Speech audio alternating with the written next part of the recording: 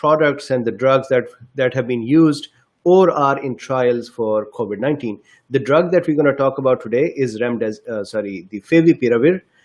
Favipiravir has very recently been going into the phase 3 in India, and they are hoping that after the phase 3 goes successfully, they would be going out in public as well as phase 4 or in production.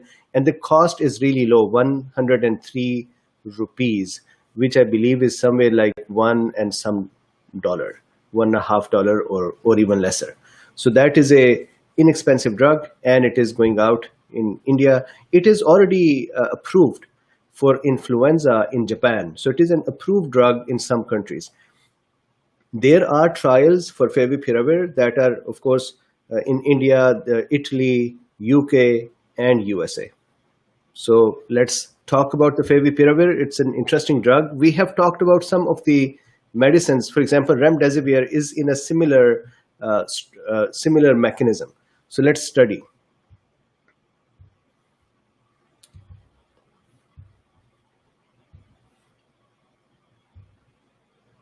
Good morning and welcome everyone. Okay, so here is the news. Glenmark's FabiFlu approved for coronavirus treatment in India, cost rupees 103. So it's even, I believe, somewhere about $1. So meaning it is a inexpensive drug. However, medical experts cautioned against seeing it as a magic bullet to treat the deadly virus. And I would say the same thing right off the bat, that as much as it is promising, remdesivir doesn't have the similar effectivity as well. Just like this drug, it's not necessary that it is going to be this effective. So as it is used more and the phase 3 trial comes in, we'll know more. Anyways, this is one more hope for all of us. So here, Mumbai-based Glenmark Pharmaceuticals have launched a new antiviral drug, Favipiravir, with brand name FabiFlu, for the treatment of mild to moderate COVID-19 patients. The firm has become the first Indian company to commercially launch an antiviral drug. Indian drug regulator DCGI gave the approval for marketing and manufacturing. So that is the Favipiravir. I want to start from here. So this is another article. It is in Nature. So therapeutic options for the 2019 COVID-19 or novel coronavirus. In this here, if you see, in the virally targeting agents, the agents that are going to target the virus, approved nucleoside analogs. And I'll explain all of those things in a second. This is kind of a summary of what Favipiravir is about. Approved nucleoside analogs, Favipiravir and ribavirin, and experimental nucleoside analogs, that is remdesivir and galidesivir, may have potential against SARS-CoV or COVID-19. Nucleoside analog in the form of adenine or guanine derivatives target the RNA-dependent RNA polymerase and block viral RNA synthesis in a broad spectrum of RNA viruses. So this is the Favipiravir.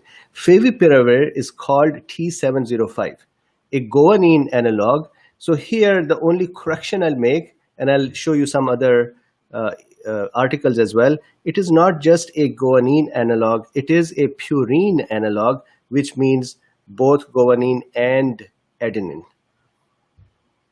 Analog approved for influenza treatment can effectively inhibit the RNA-dependent RNA polymerase. So this is that enzyme that helps the virus replicate. So we'll talk about that too. So this is one. Then if you see here, this is a study. So look at the date for this study. This is May 15, 2020, May 15, so recent. Favipiravir strikes the SARS-CoV-2 at its Achilles heel, the RNA polymerase. So what they have done is, this is actually a study here, and what they're saying is a promising class of RdRp inhibitors or RNA-dependent RNA polymerase inhibitors are nucleoside analogs, and that is what we're talking about. Small molecule drugs that are metabolized intracellularly into their active ribonucleoside 5-triphosphates, we'll talk about that too, forms and incorporated into the nascent viral RNA by error-prone viral RdRp.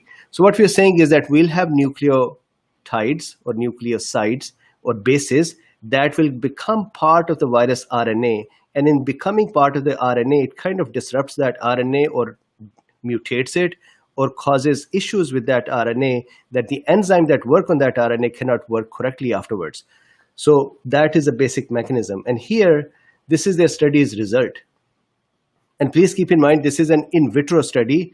That is, it is a study done in a petri dish instead of a human being. So what they did was they took cells, viro cells, and infected them with SARS-CoV-2, and they presented Favipiravir 500 micrometer of T705, which is Favipiravir, and performed deep sequencing of viral RNA. So let's look at the results that they have.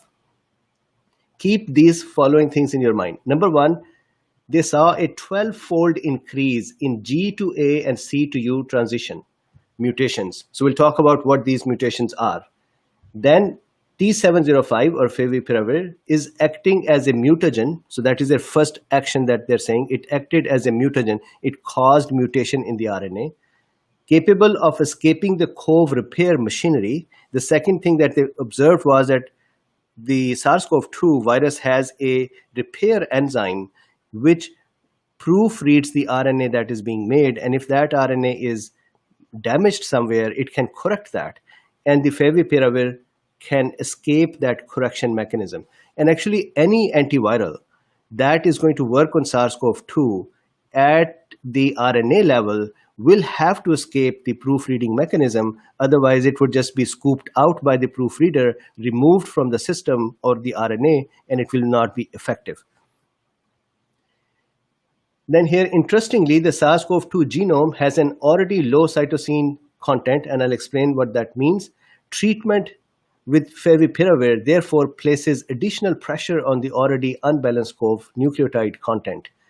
This is the basic study that they've done, and the results were beautiful, that they were able to see that the virus replication reduced, virus mutations occurred, and even virus RNA became damaged as well or terminated earlier as well.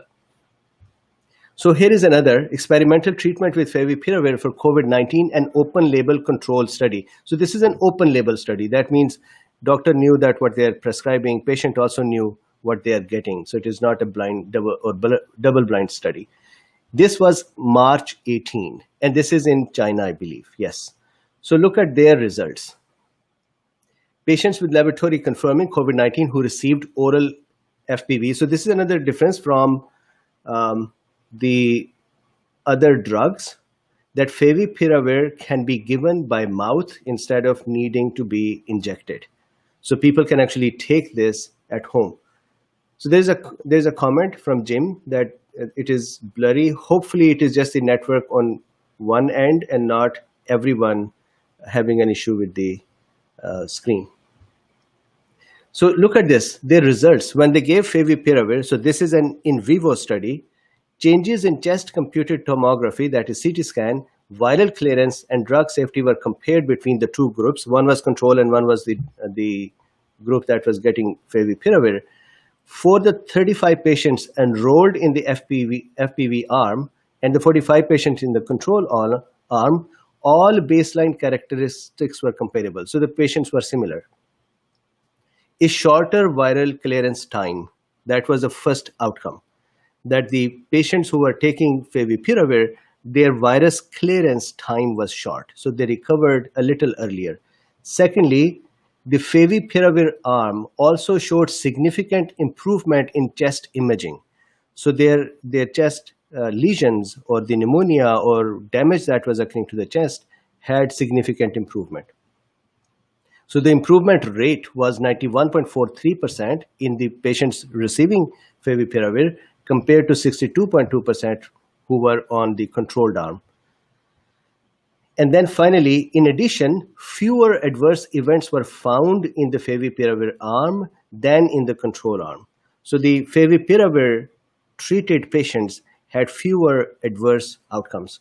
In this open label before-after controlled study, FPV showed better therapeutic response on COVID-19 in terms of disease progression and viral clearance. With that, here is the Fujifilm, and this is March 31. They announced the state of a phase 3 clinical trial for Favipiravir. And please remember that Favipiravir is a an approved drug in Japan for influenza. So with this, let's look at the drug itself. So here we are. So let's start looking at this diagram from top here. So what happens is, this is the coronavirus. When it binds to our ACE2 receptor with its spike protein, it kind of fuses with our cell membrane. The RNA in the virus, or the genome of the virus, it appears inside our cell, uncoating of the virus, correct? So the RNA of the virus is in our cell now. Our cell have ribosomes, which are tiny enzymes. There are tiny machineries that will pick up this RNA, which is coming from the virus, and then they would convert that into proteins. So this is called the process of translation, that you take the genetic code and convert that into proteins. So the proteins that are made are here. So there are two big proteins that are made. These are called polyproteins, so PP1AB and PP1A. So these are two large chunks that are made. And if you see here, what I've done is I've made these tiny blue things in there. So this big protein contains small active proteins in it that need to be taken out, or that need to be removed from it. Just like a child's toy. For example, children sometimes go get the zoo or other templates, and they have a plastic sheet, and on that sheet there are stickers that are for zoo animals, and you just peel those stickers off. That is the same thing here. There is a bigger protein. In that protein, there are smaller proteins embedded in it, and we need to cut these proteins out. So these bigger proteins, called polypeptides or polyproteins, they also have active enzymes in them, which are called proteinases. Proteinases are the enzymes that would cut protein. Wherever you hear the word ases at the end of an enzyme, that means it does some kind of cutting. So proteinases are the ones that would cut a protein. If it was a DNases or DNase, it would cut a DNA. So here these viruses have their own proteinases. They cut proteins for each other, and the result is that these blue little proteins become free. At the same time, when this translation is occurring, what would happen is that we will also have one more protein called replicase. Replicase, from the word replication, that would help in replicating the virus RNA. So this whole structure finally gives rise to more proteins after those tiny proteins are cut out. And here is a big complex that is formed. So this complex is actually virus protein complex. If you see here, there is a replicase in it, this red one. Then there is a transcriptase here, which would do some transcription, and we'll see that in a second what that is. And there is this big green one, which is the RNA-dependent RNA polymerase. This is that enzyme that is targeted by what is this drug that we're talking about? Favipiravir. This enzyme complex also have a proof reader with it. And this is what is important, that when the Favipiravir comes in and kind of causes issue with the RdRp and causes the RdRp to make incorrect RNA, that RNA will then be proofread by the proofreading enzyme, and that enzyme usually is successful in removing incorrectly built RNA. However, Favipiravir would escape this enzyme and would end up making or allowing the system to make bad RNAs. So this is the target. These two guys are the target. RdRp is the target, and the proofreader is the target. Proofreader is the target in a sense that we have to escape it. RdRp is the target that we have to disrupt it. Now, what is the function of this guy, RdRp, or the replication transcription complex? This enzyme complex here, it takes the virus genome that came into our body. Remember, that was this genome. It takes this genome, converts this into a negative sense. The genome that comes in is a positive sense genome. That is just that it starts from the 5' end. It converts that into a negative sense genome, or you can say it is replicated. This replication is then fed into the same enzyme again, and then it would make more RNAs from it. The end result of all of that is that those RNAs that are made, they will go back into our ribosomes. Our ribosomes will now incorrectly, accidentally, unknowingly, will make proteins that are virus proteins. At the same time, there is virus genome that is being produced as well. So now virus proteins and the virus genome, when they will be collected together, will make new viruses. Good so far? Hopefully this makes sense. So this is an important area. Now what is happening here is, if I just give one more a few statements here, this positive sense RNA is converted to negative sense RNA, and for that we need RNA building blocks. And Favipiravir acts as a fake building block. So accidentally, this transcriptase complex will use Favipiravir as a building block and incorporate that into the RNA strand. That is how damage is going to occur, or mutation is going to occur. There is one more thing here, and that is Favipiravir can actually disrupt the RNA-dependent RNA polymerase as well. It is possible that that enzyme stops working altogether when too many, actually two, of the Favipiravir become part of the RNA. So that is an interesting one. This means it can cause premature RNA termination, or it can cause mutations. We'll look at that in a second. So hopefully this much of the mechanism is clear, that virus came into our body, brought its RNA, we made virus enzymes unknowingly, accidentally. Those enzymes then took virus's own RNA and created more RNA for the virus, which will make virus proteins. And finally, that would help make virus. But in this process, lots of RNA is being made. And that is where this drug is going to target. So now let's see, how does it do that targeting? First of all, Favipiravir is a drug that when it is given and it goes in our cells, it does not disrupt our RNA, or it does not disrupt the production of our RNA. Instead, it only works on the viral or non-mammalian cells. So mammalian cells are safe from the activity of Favipiravir. That is why it would not cause cellular RNA or genomic damage to us. So that is one. Secondly, once it goes into our cells, over there it is activated, and activated to ribofuranosyl triphosphate, or FRTP. This is similar to another nucleotide bases, and we'll talk about that in a second.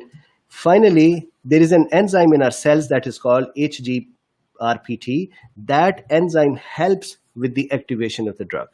So the drug is actually a pro-drug. It needs to get into our cell and become activated, and this is the enzyme that helps. It is one of the enzymes that takes part in the activation. So now let's continue here. Look at this area. What happens is that when we are making our DNA or RNA, we use nucleic bases, or we use bases with phosphates, and we make nucleotides. These nucleotides have these bases in them, and bases are purines and pyrimidines. And here in the purines, we have adenine and guanine. This is the area, the ATP, that is this adenine A from there. And similarly, some of you would know GTP as well, which is guanine triphosphate. So these have these bases in them, adenine and guanine.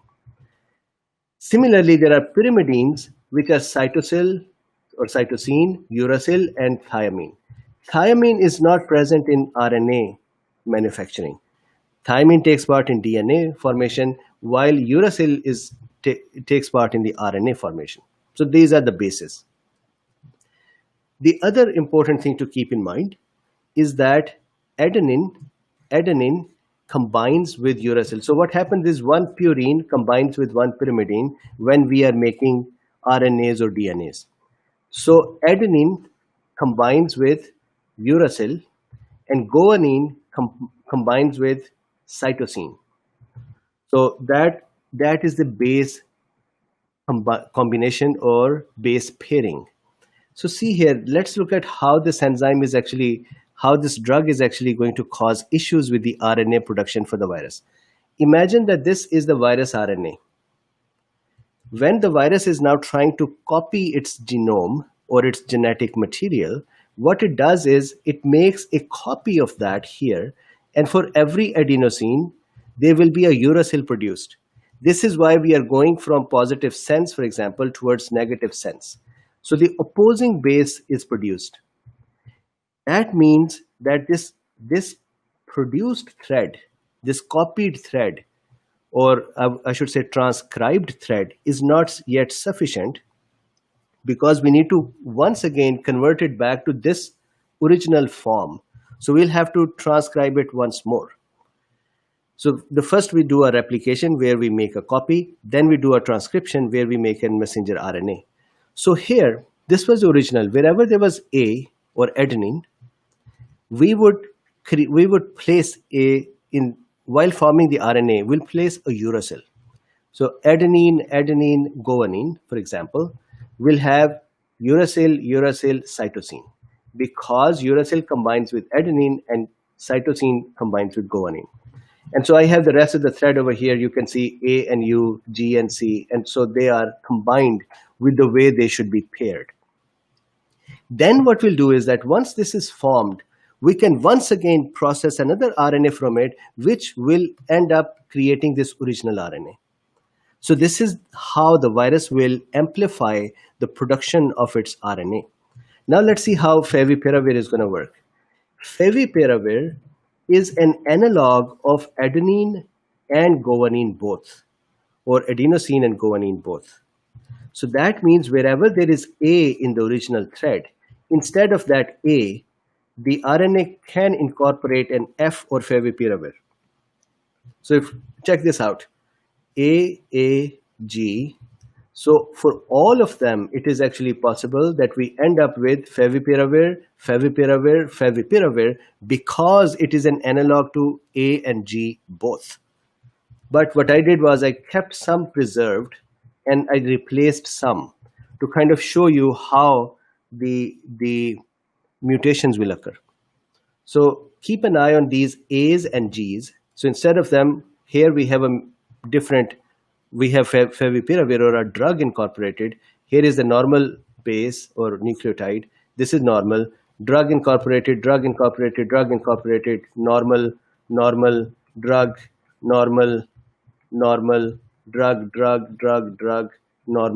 normal. Good? Now think about it, what's going to happen. When we make a RNA from this guy, in front of the F, remember F or the favipiravir here is going to act like an adenine or guanine. That means it's going to confuse the RdRp because adenine combines with uracil and guanine combines with cytosine.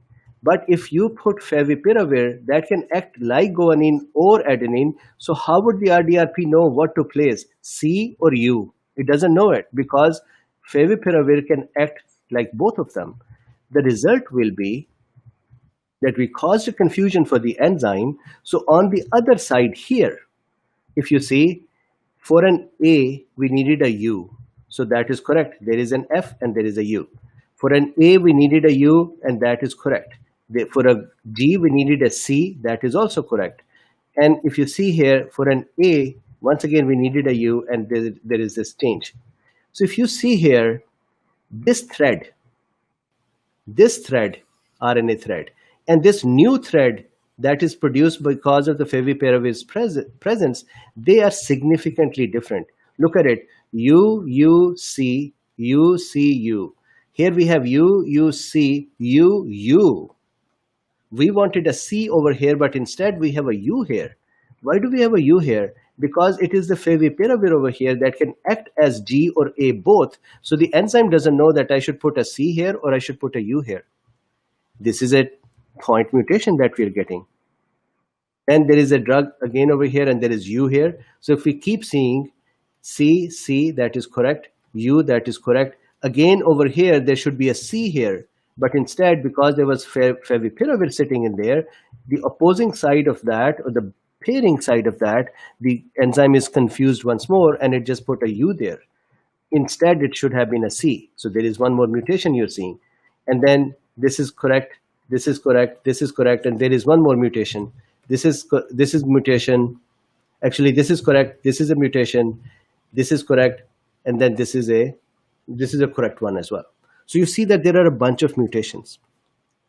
Now, let's look at a concept that is really important, and that is when favipiravir is present, it causes the nuclear bases to become varied in their ratios. So look here, this one is going to be very interesting. Look, it is a G or guanine. We know it combines with cytosine. But instead of the G, we have added a favipiravir here. And so instead of that, it is now a U over here. When this strand of RNA will be further transcribed, instead of U, we might get what? So U combines with G, correct? Sorry, U combines with A. So now here we wanted a G to appear, but this U is going to give rise to an A over here when this transcription happens once more. This is called a G to A switching. We were supposed to have a G here, but instead of that, we will end up having an A over here. So that is a mutation. This is a G to A switching. Similarly, if you see here, we have a cytosine. Here we have a cytosine, and the opposing base is G. When we have an opposing F producer, which is the favipiravir, then it is possible that we have C over here, we have favipiravir over here, and when this F will be further transcribed, this might end up, instead of a C, it might end up being an A or being a U. So here we have a C to U mismatch, and that is one more kind of anomaly. The result of that is, if you see here, what would favipiravir do? It would do a couple of things here, or three things here. Number one, it can cause chain termination. What does that mean? What that means is that this was our transcription complex, which has RdRp enzyme in it. And this enzyme has taken up the genomic RNA, and it is making a negative sense RNA from it. It is making a copy. Whenever two favipiravirs, these two F, for example, whenever two favipiravir molecules are sitting next to each other in RNA, that would cause the RdRp to stop functioning altogether. It becomes so unstable that it just stops. So we call it a premature chain termination. That RNA is only replicated up to here, and further replication is stopped because there were two favipiravir that got incorporated in the RNA, and RdRp cannot handle it anymore. So that is one kind of damage to the virus RNA this drug would do, and that is premature termination of RNA. The other damage is that it can slow down the RdRp process. Because favipiravir is now sitting in there, instead of a guanine or an adenine, the molecular electrical charges are such that the RdRp cannot function that efficiently anymore. So favipiravir would stall the RdRp or the RNA replication and transcription processes. So the second thing is viral replication will reduce. Third thing is it is a mutagenic. Mutagenic means this. Remember here, instead of a G, we ended up with an A. That is a mutation. So favipiravir would cause single nucleotide mutations, which means here, instead of a G, we have a F, which would then translate into an A. So that is a single nucleotide mutation, or it could have multiple nucleotides back-to-back mutated. And multiple can only be two, because if there are more than two, then the RdRp cannot actually function. It breaks at two. So the total mutations it can produce in a consecutive order are either one mutation or two mutations. If there is a one mutation or one nucleotide mutation, that may be harmful or may not be harmful for the virus. But if there are two mutations, then that would cause the chain termination and stoppage of the viral replication. So this is the drug, Favipiravir. I know that we were talking a little bit of genetics, and that has an interesting outcome, and compressing it within the right time may be a little confusing, but I hope this was clear. So this is how Favipiravir works. In India, they are starting the phase 3 trial. It is inexpensive as well. There are trials that have started in other countries as well and have been started since March. So it's not a new news, but it is becoming more newsworthy because they are focusing on it in India. And I am appreciative of the India's approach at this time. They took care of hydroxychloroquine usage in a very decent way. I think now 77 million people over there. And by the way, I'm not from India, so don't say that because I'm an Indian, that is why I'm praising India. I'm not from India. However, 77 million people have received hydroxychloroquine, and they have shown good results. So India has been doing some interesting things that are worth seeing for COVID-19. I had promised that I'll talk about India and its approach. Somebody reminded me last week as well that, hey, you did not talk about it. We will do that talk hopefully this week. So this is the discussion for today. I hope you all had a great weekend. I had a great weekend. Let's meet each other tomorrow. What would you like to talk tomorrow? So let me know what would you like to talk tomorrow, and we'll go from there. Please put that in the comments, and please like, subscribe, and share. Something interesting is that we are also banned on BitChute. So it's not that they are removing our videos, but we are not showing up in their search. So if I can just show you quickly what is happening. If I go here and I go to BitChute, although I am putting everything that is being removed from YouTube, I'm putting there, plus every new video that we are doing nowadays, I'm putting that over there. So if I look for Drbeen, there are only two results. One is the norepinephrine, that was the last video, and this is somebody who took my video and just uploaded it as their own. So this is also my video actually over here, but this is what we have.